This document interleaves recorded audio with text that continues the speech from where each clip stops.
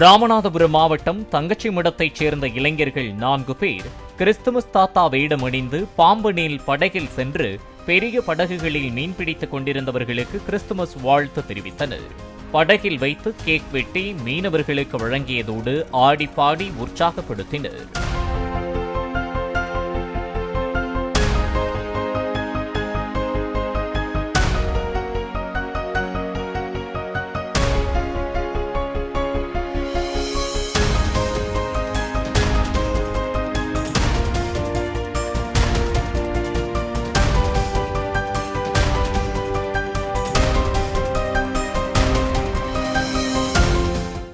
Play store மற்றும் app ஸ்டோரில் இருந்து பாலிமர் செயலியை QR கோடு மூலம் பதிவிறக்கம் செய்யுங்கள்.